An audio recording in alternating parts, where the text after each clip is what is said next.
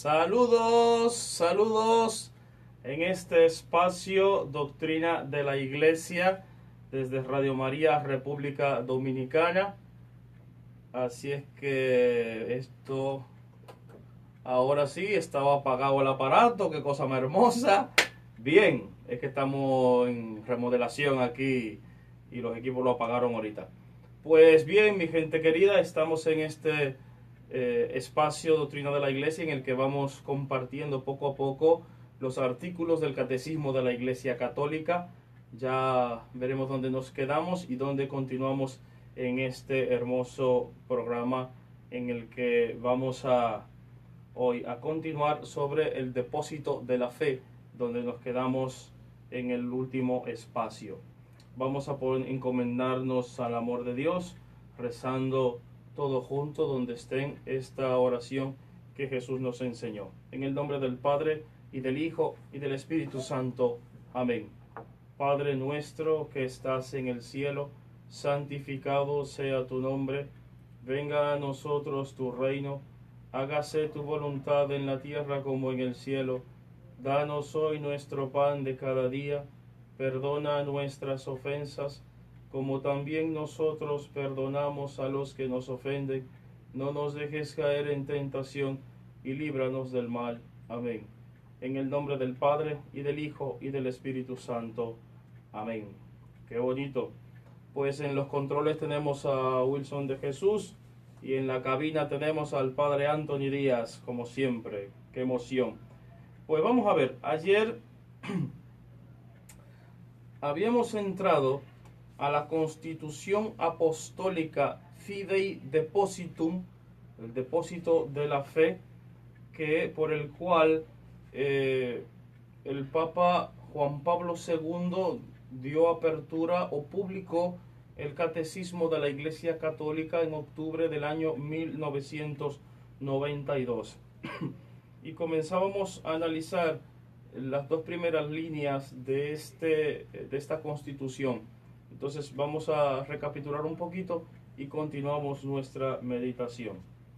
Aquí está apareciendo, wow, qué privilegio, la señora Astrid Mirella. Un saludo a tu esposo, a Miguel también. Allá iba a decir que cambiaron los nombres, acuérdate aquella vez. Nene, que siempre está ahí presente. Bendiciones a la parroquia también San Vicente de Paúl. Mira, hoy hay una felicitación muy especial porque el padre Joselito Abreu, que en estos días cumplió 25 años de ordenación, hoy está de cumpleaños, cumple muchos años de edad, es el superior de la comunidad donde yo vivo, en la parroquia San Vicente. Así que, querido hermano, muchas felicitaciones, y todo el que me está escuchando de la parroquia San Vicente de Paúl, diríjase a su párroco a darle un abrazo. Si de paso quiere llevar un regalo, pues seguro que no se ofende. Así es que muchas felicitaciones al padre Joselito Abreu. Seguimos entonces, vamos a ver.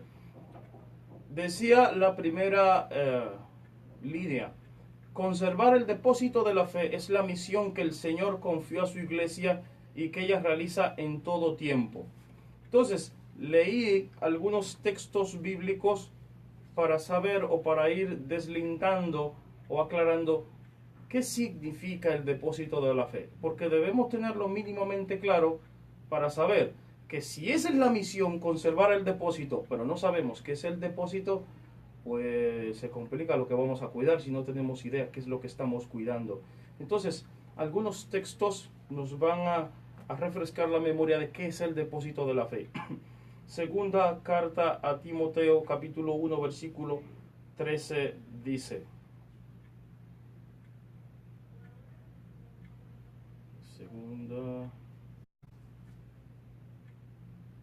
ten por norma las palabras sanas que oíste de mí en la fe y en la caridad de Cristo Jesús.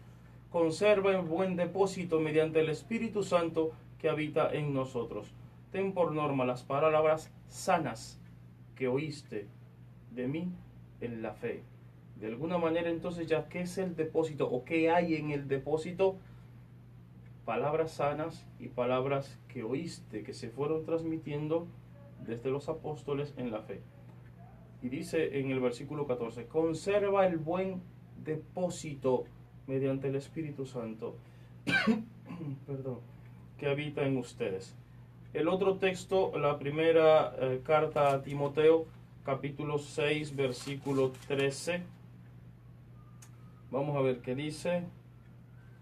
Te recomiendo en la presencia de Dios, que da vida a todas las cosas, y de Jesucristo, que ante Poncio Pilato rindió tan hermoso testimonio, atención a esto, que conserves el mandato sin mancha ni culpa hasta la manifestación de nuestro Señor.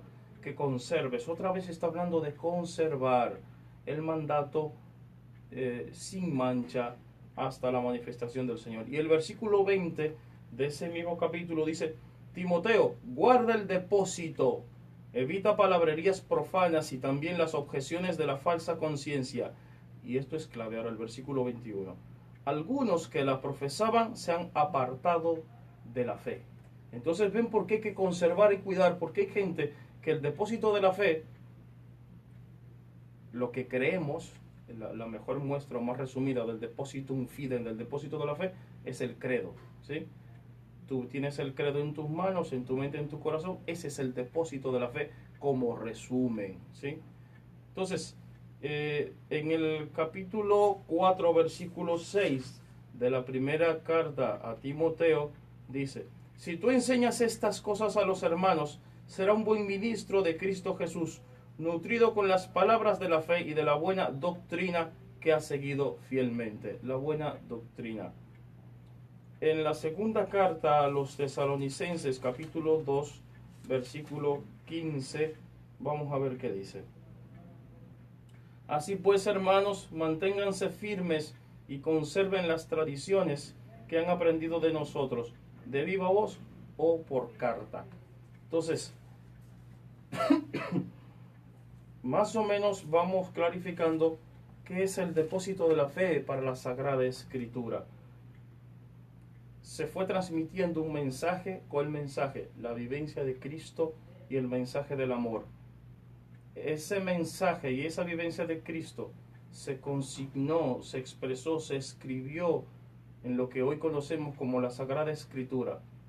Pero el evangelista San Juan dice al final de su evangelio: muchas cosas que hizo o dijo Cristo no fueron escritas en este libro, porque de haber sido escritas no hubiesen cabido.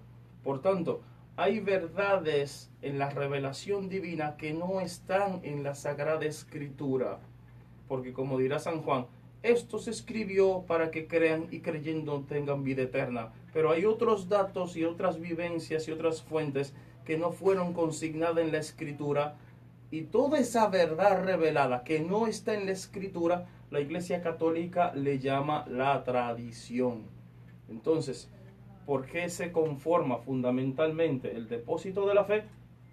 Por la tradición de la Iglesia y por la Sagrada Escritura. La definición que leía ayer dice: depósito de la fe es el tesoro de la revelación contenido en la Escritura y en la tradición, que fue confiado por Dios a su Iglesia para que con la asistencia del Espíritu Santo lo conserve y lo transmita y anuncie a los hombres como fuente de toda verdad salvadora y de toda norma de conducta. Entonces, cuando hablamos del depositum fidei o del depósito de la fe, estamos hablando de toda la verdad revelada que hay en la Sagrada Escritura y de toda la verdad revelada que hay en la tradición de la Iglesia. Todo lo que la Iglesia dijo e hizo en los primeros 8 siglos de manera especial en toda la Iglesia o en toda la historia de la Iglesia. Ahí en este tiempo tenemos a los santos padres, que ya luego veremos algo más adelante. Entonces, a eso se refiere. Vamos a ver qué nos dice el Concilio Vaticano II. Estoy en la Constitución Dei Verbum, que es sobre la divina revelación, en el número 10. Dice: la tradición y la escritura constituyen el depósito sagrado de la palabra de Dios confiado a la Iglesia. Fiel a dicho depósito, el pueblo cristiano entero, unido a sus pastores, persevera siempre en la doctrina apostólica y en la unión, en la Eucaristía y la oración, y así se realiza una maravillosa concordia de pastores y fieles en conservar, practicar y profesar la fe recibida. Dei Verbum número 10. Ahí está, sobre el depósito de la fe. Así que más o menos en general habíamos dicho esto, pero después de la pausa vamos a volver a algunos datos sobre la tradición de la iglesia. Nos vamos a una pausa y seguimos.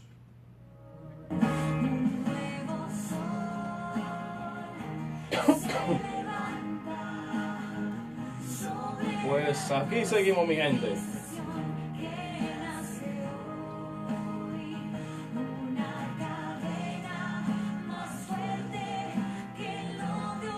Se ha unido a nosotros Altagracia Mateo Medina.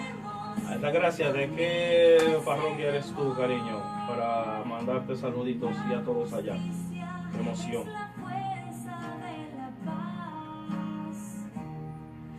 Pueden ir para fines más adelante, tal vez no sea hoy, tal vez sí, depende de cómo vayamos desarrollando, mandando mensajes de cuáles son las riquezas que tú consideras que tiene la Iglesia Católica.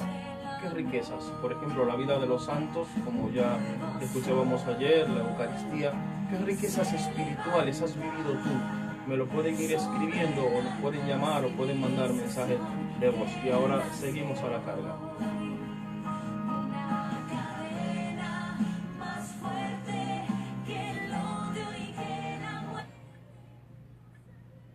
Seguimos en este espacio, la doctrina de la Iglesia, desde Radio María, República Dominicana. Nuestros teléfonos, si nos quieren llamar, 809-412-1133, 809-412-1674, y en nuestro WhatsApp 829-685-4847. Se ha unido a nosotros Gertrudis Perdomo. Hola.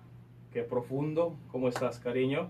Entonces, seguimos reflexionando y analizando un poco sobre el Depositum Fidei. Entonces, tenemos claro ya que el depósito de la fe es la revelación de Dios consignada en la Sagrada Escritura y en la tradición de la Iglesia.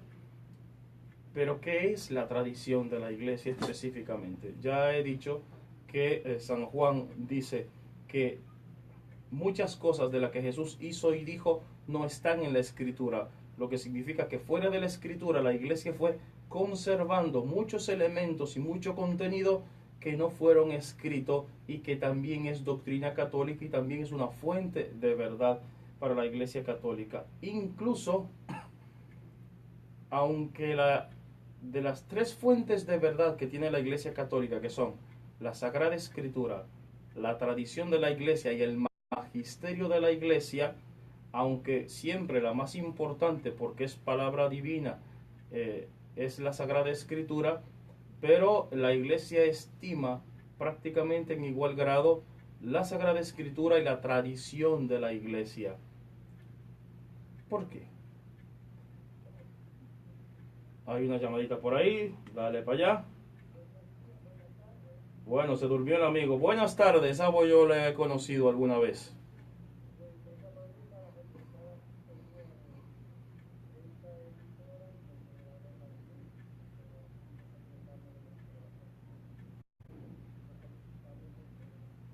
Pues bendiciones, ese es mi Santo Padre que está llamando ahí. Los de Facebook me imagino que no lo están escuchando y por eso entonces ya informo aquí.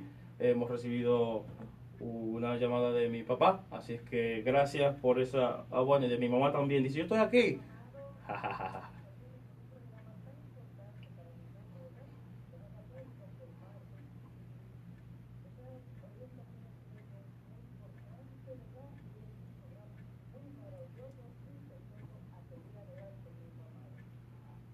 Pues ni modo que se le encuentre malo el programa. Bueno, muy bien.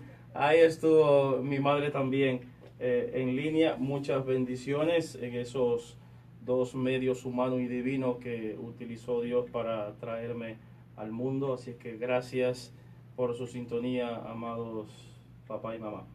Gertrudis Perdomo dice, desde la zona oriental, Los Minas, o sea, si es de Los Minas, ya estamos hablando de que es Tierra Santa. Eso es grande. Bendiciones para usted, Padre Anthony, y a los oyentes. Qué bonito. Entonces, vamos a ver. En la doctrina, en la tradición, perdón, decía que incluso antes que se escribiera lo que se escribió en el Nuevo Testamento, ya la tradición existía. O sea, la tradición de la iglesia es anterior incluso al Nuevo Testamento. Yo les comentaba en el espacio anterior que la primera carta que se escribe en todo el Nuevo Testamento fue la primera carta a los tesalonicenses que escribió San Pablo. Después de esa carta ya se escribió todo lo nuevo.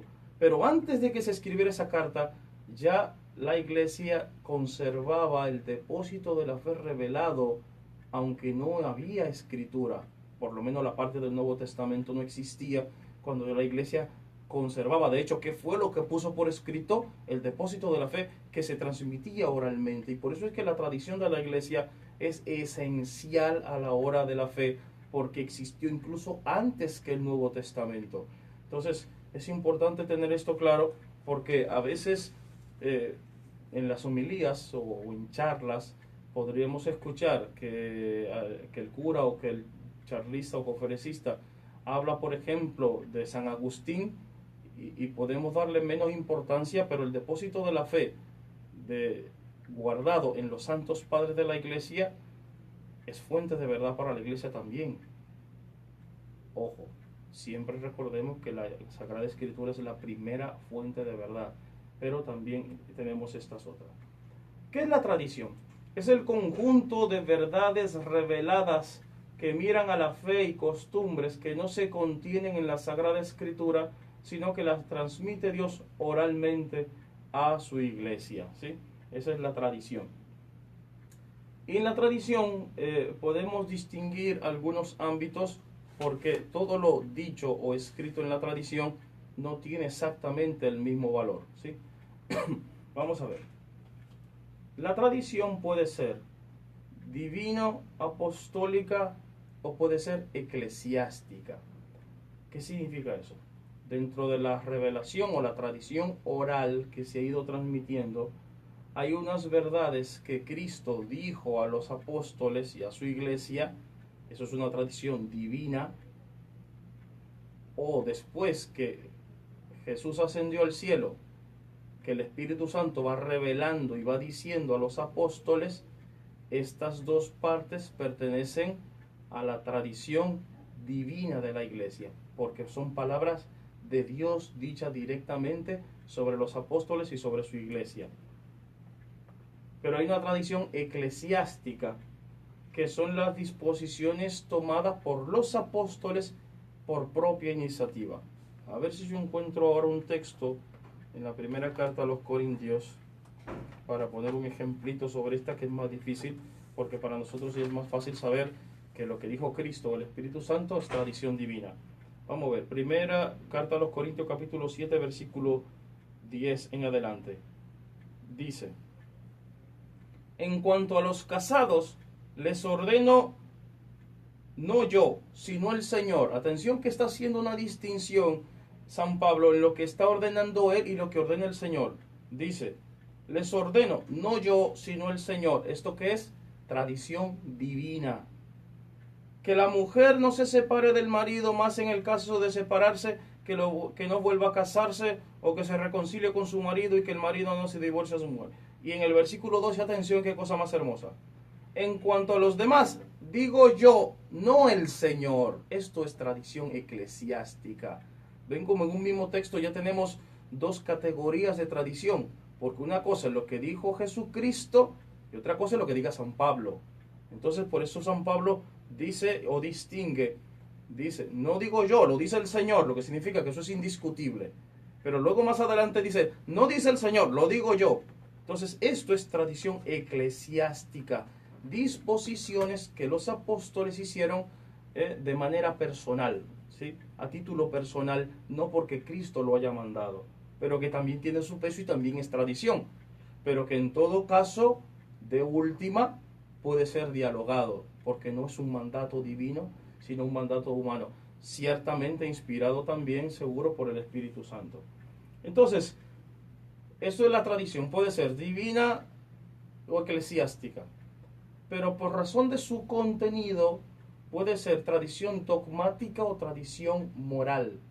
La tradición dogmática se refiere a una verdad de fe. Ya ayer, por ejemplo, les compartía sobre el dogma de Jesucristo, verdadero Dios y verdadero hombre. Esto pertenece a la tradición dogmática, ¿sí? Por razón de su contenido, es una verdad de fe.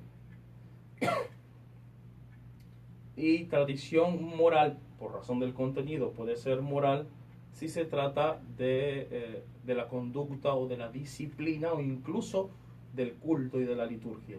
Estas cuestiones, recuerden entonces, que tienen ámbitos distintos y que pueden ser discutibles o no. Pero las dogmáticas no son discutibles, se pueden analizar, ¿sí? Pero no son discutibles en el sentido de que yo no puedo decir, o la iglesia, Jesucristo es verdaderamente Dios y verdaderamente hombre, confiando que dentro de 500 años eso puede cambiar. Eso no va a cambiar nunca. Ahora, una disciplina moral, de alguna manera, o litúrgica, ¿sí?, puede ser modificable en el tiempo. La moral no, perdón. La litúrgica, la que es de estrategia, la que es pastoral, esas sí pueden ser modificables. También entonces la tradición puede ser constitutiva o interpretativa. La constitutiva, cuando nos permite conocer una verdad que no se contiene en la Sagrada Escritura. Por ejemplo, la asunción de la Virgen María. Tú no la vas a encontrar en la Escritura explícitamente. Entonces, constitutiva, cuando nos permite conocer a la luz de la Sagrada Escritura que María fue asunta al cielo. Entonces, esa es de manera constitutiva, nos permite conocer una verdad que no está explícitamente ahí. Interpretativa, cuando expone una verdad clara u oscuramente contenida en los libros sagrados. Esto en general con razón a la tradición de la Iglesia. Importante dentro de la tradición de la Iglesia mencionar el tema de los padres de la Iglesia. ¿Quiénes son los padres de la Iglesia? Se ha unido a nosotros Judith Sánchez. Si nos dice de dónde, mejor todavía, para nosotros mandarte unos saluditos, querida Judith. Vamos a ver aquí. Heriberto Cartagena, amén, bendiciones. Eduardo Valdés, ¿cuánto tiempo? Y ya Gertrudes ya nos ha dicho que es de la parroquia San Vicente de Paúl. Perfecto. Entonces, ahí habíamos un poco descrito lo que es el depósito de la fe, que está compuesto por la Sagrada Escritura y la tradición de la Iglesia. La tradición de la Iglesia ya hemos dicho algunas cosas, pero también importante mencionar dentro de la tradición de la Iglesia a los padres de la Iglesia. ¿Quiénes son los padres de la Iglesia? Para empezar, no son los sacerdotes, por gracia de Dios. ¿Quiénes son los padres de la Iglesia? Fueron los santos o los sabios que en las primeras comunidades cristianas, los primeros siglos de la Iglesia, fundamentalmente en los primeros 8 siglos de la Iglesia, fueron mostrando, explicando el misterio de Cristo cuando ya los apóstoles no estaban. Muchas cosas no quedaron claras. Ya Jesús dijo, el Espíritu Santo les iría revelando, y fue revelando a través de estos santos padres. Por ejemplo, tenemos aquí Clemente Romano, que fue papa y que según la tradición Clemente Romano conoció a Pedro y a Pablo. Tenemos a Juan Damasceno, que era doctor de la Iglesia. Doctor, recuerden que no son médicos, sino gente que por su sapiencia, por su sabiduría, explicitaron mejor el misterio de Cristo. Tenemos a San Agustín, a Justino Mártir. Entonces, esta gente fueron con el tiempo encaminando a la Iglesia de Dios hacia el descubrimiento de las verdades reveladas que Jesús había comunicado. Vamos a continuar entonces con nuestra constitución apostólica Fidem Depósito. Conservar el depósito de la fe es la misión que el Señor confió a la Iglesia y que ella realiza en todo tiempo. Dice más adelante, conducir a todos los hombres mediante el resplandor de la verdad del Evangelio a la búsqueda y acogida del amor de Cristo que está sobre todas las cosas. Vamos a leer Efesios capítulo 3 versículo 19 a ver qué nos dice para que nos ilumine sobre lo que acabamos de leer ahora. Efesios capítulo 3, a partir del versículo 14 lo voy a leer.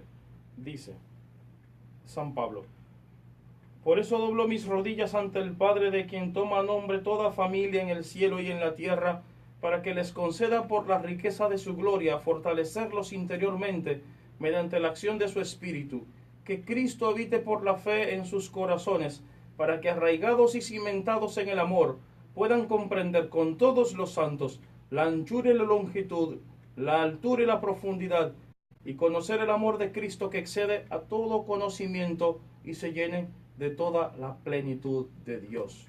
Este texto es para bajarse a dar grito. Yo porque aquí no me consiguieron un pañuelo, pero esto es una belleza. Conducir a todos los hombres mediante el resplandor de la verdad del Evangelio a la búsqueda y a la acogida del amor de Cristo. En uno de los programas de introducción yo les decía que el cristianismo para algunos autores no es una religión, sino una experiencia de amor. Y esto es esencial porque la Biblia dice muchas cosas, el Catecismo de la Iglesia Católica dice muchas cosas, todos los documentos de la Iglesia dicen muchas cosas y muy bonitas, pero si no nos mueven a practicar el amor, perdimos el tiempo y perdimos la vida. Entonces, esto es lo fundamental que tenemos que tener pendiente sobre el conocimiento. Si no nos lleva al conocimiento pleno del amor de Cristo, el que hemos recibido de Él y el que nosotros debemos compartir, entonces ya, como decimos por ahí, apaga y vámonos, o el último que salga que apague la luz del sagrario. Esto es la experiencia del amor. En el segundo párrafo de la Constitución Apostólica, Depósito de la Fe, dice: a esta asamblea el Papa Juan XXIII, que fue quien convocó el concilio, le fijó como principal tarea la de conservar y explicar mejor el depósito precioso de la doctrina cristiana, con el fin de hacerlo más accesible a los fieles de Cristo y a todos los hombres de buena voluntad. Para esto el concilio no debía comenzar primero por condenar los errores de la época. Esto es importante, esta metodología. Precisamente hace un rato le comentaba yo a San Alexis, Santa Marcela y Santa Evelyn, que le decía ahora del texto ese de Jesús a Natanael, que Natanael dice: ¿y puede salir algo bueno de ese barrio, de los Minas, de Vietnam? ¿Puede ser algo bueno? Pues mira que salió el Padre no, este otro texto. ¿Puede salir algo bueno de Jerusalén? Y Jesús, en vez de darle un tacazo y decirle: pero ven acá, y este pedacito de hombre, lo que le dice es una cosa fundamental y que nos debe servir a nosotros para la pastoral. Dice: he ahí un hombre en quien no hay engaño. Empezó piropeándolo primero, empezó diciéndole las cosas buenas que tiene. De seguro que después le dio un rocopiolo, pero mientras tanto comenzó diciéndole el valor que tiene. Entonces es fundamental, es importante que el Concilio Vaticano II no comenzara arremetiendo contra las cosas del mundo, sino reconociendo las maravillas de la sociedad y las cosas buenas que los avances habían traído hasta ese momento. Sino que ante todo debía dedicarse a mostrar serenamente, atención a esto, la fuerza y la belleza de la doctrina de la fe. Qué bonito si nosotros, en vez de estar peleando o criticando a otros, dedicamos el tiempo, según esta Constitución, a mostrar serenamente, tranquilo. Los fanáticos se les sube la bilirrubina intentando convencer a otros. Una verdad no deja de ser verdadera porque tú no la conozcas o porque tú no la entiendas. Y la verdad del Evangelio no se va a convertir en mentira porque tú hables más bajito o porque tú hables de tal manera. Comunicar esta verdad con serenidad, ¿sí? Y mostrar la fuerza y la belleza de la doctrina de la fe. Pero claro, la mejor manera para mostrar la fuerza y la belleza es mi propio testimonio. María Magdalena Rosso, de San Vicente de Paúl, qué emoción. Perla Severino de Tineo, que también de San Vicente, qué emoción. Pues muchos saluditos y aquí estamos unidos y bendiciones. Qué bonito. Pues entonces, lo más importante es, con serenidad, con calma, mostrar la fuerza y la belleza de la doctrina católica, que tiene muchas bellezas, y por eso yo les decía al principio, o en la pausa musical, a los que me siguen en la red en Facebook, que nos escriban diciéndonos qué belleza encuentras tú, qué belleza espiritual, lógicamente, encuentras tú en tu iglesia católica. Ojalá puedan escribírmelo ahora, aunque ya no podremos desarrollarlo, pero podemos hacerlo la próxima semana. ¿Cuáles son las bellezas espirituales que tú has vivido en la iglesia católica? Con el sacramento de la Eucaristía, el sacramento de la reconciliación, el testimonio de los hermanos, la vida de los santos. El Espíritu Santo realmente se le pasó la mano en la iglesia, se ha desbordado de una manera impresionante, pero siempre todo para su gloria, no para nuestra, sino que todos los dones que nos ha dado, que son muchísimos, lo pongamos al servicio para seguir mostrando a la gente la belleza y la riqueza del Evangelio. La Constitución dogmática Gaudium et Spes, gozos y esperanzas, dice en uno de sus números, que por nosotros los creyentes mucha gente ya no cree en Dios, porque no hemos mostrado la belleza, hemos distorsionado aún más tal vez ese mensaje hermoso y fascinante del Evangelio.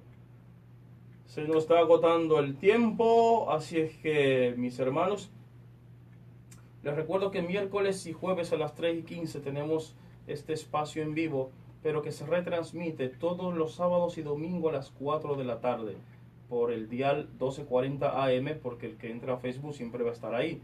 De hecho, están todos los programas anteriores, por si alguien llegara después y se perdió, puede ir a los programas anteriores en Facebook y ahí los encuentra y los puede mirar.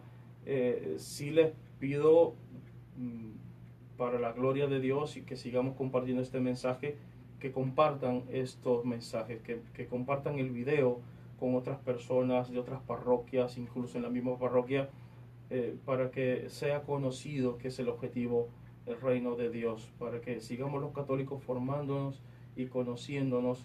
Cualquier pregunta, cualquier sugerencia, aquí estoy y con mucha delicadeza y mucho cariño la voy a recibir. Franklin el Bombi de la parroquia La Milagrosa, pero que ahora es rico y vive en Nueva York, ya se ha unido con nosotros, así es que adelante mi hermano y felicidades y gracias por estar con nosotros. Hoy no vamos, hoy voy yo a cantar una cancioncita de cuando estaba en el seminario, de esas canciones viejas que uno medio se acuerda. Como al principio, a diferencia de otros programas, no recé la profesión de fe del credo, entonces vamos a cantar, o voy a cantar un pedacito de una canción que se llama Creo.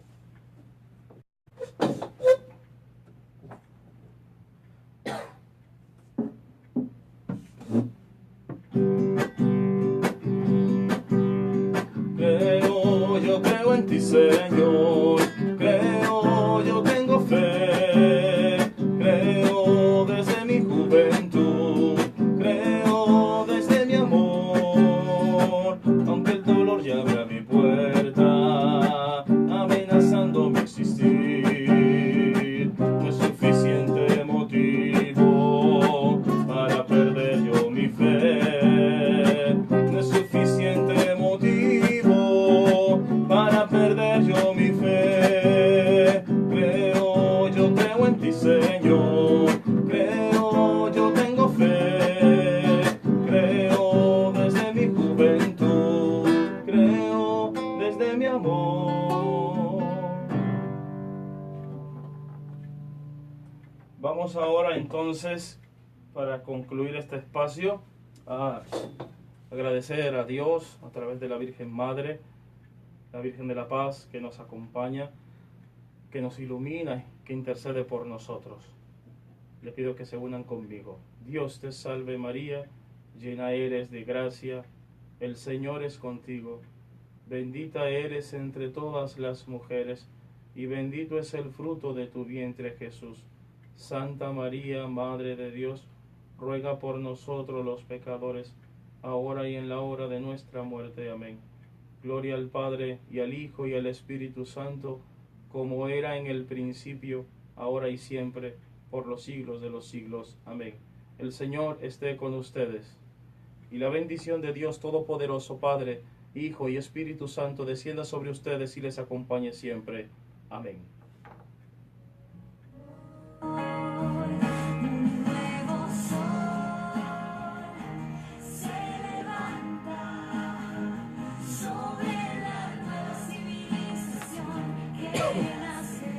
Pues mi gente querida, firmes en la fe. Ojalá que puedan para el próximo programa escribirme, o sea, aparte de los saludos, escribirme cuáles son las riquezas espirituales que tú has vivido en la Iglesia Católica, un poco conforme a lo que hemos hablado. Muchas bendiciones.